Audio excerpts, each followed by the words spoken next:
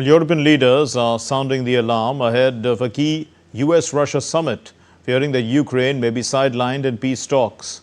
As diplomatic activity intensifies, President Zelensky engages with world leaders, including India and Saudi Arabia, while the EU pledges financial support and holds emergency meetings of its foreign ministers. Mohammed Afzarul Hassan has the report.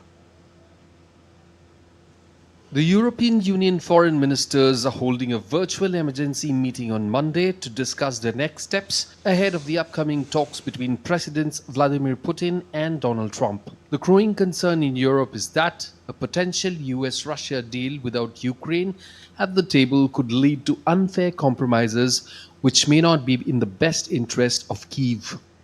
The high-stakes meeting between Trump and Putin is set for Friday in the US state of Alaska, aimed at resolving the three-year war in Ukraine. But the EU insists that Kyiv and European powers must be included in any peace negotiations. The idea of a deal being brokered without Ukrainian President Volodymyr Zelensky has raised fears that Kyiv could be pressured to give up territory, a move that EU firmly rejects. Over the weekend, European leaders intensified their push to include Ukraine in the talks. EU's top diplomat, Kaja Kallas, emphasized that any agreement must involve both Ukraine and the EU bloc. In a statement, the European Commission announced that Ukraine will receive 1.6 billion euros from profits earned on frozen Russian central bank assets. While the assets remain blocked under EU sanctions, the interest will be redirected to support Ukraine, with Brussels stating the move is to ensure a strong Ukraine in a secure Europe. Meanwhile, President Zelensky had a telephonic conversation with Indian Prime Minister Narendra Modi, sharing his perspective on the latest developments in the war.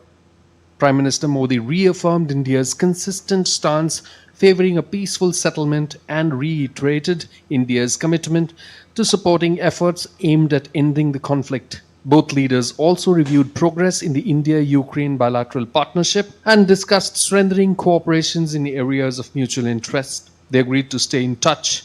Zelensky also reached out to Saudi Crown Prince Mohammed bin Salman, briefing him on Ukraine's diplomatic efforts and recent contacts with international partners. The Ukrainian president said, "This is a moment when there's a real chance to achieve lasting peace, but security guarantees must be ensured." He emphasized that true peace is critical not only for Ukraine but for all of Europe.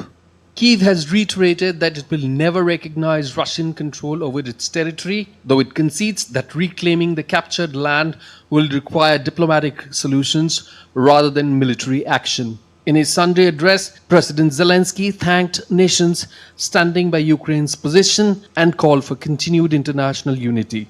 Mohammed Afzarul Hassan's report for DD India.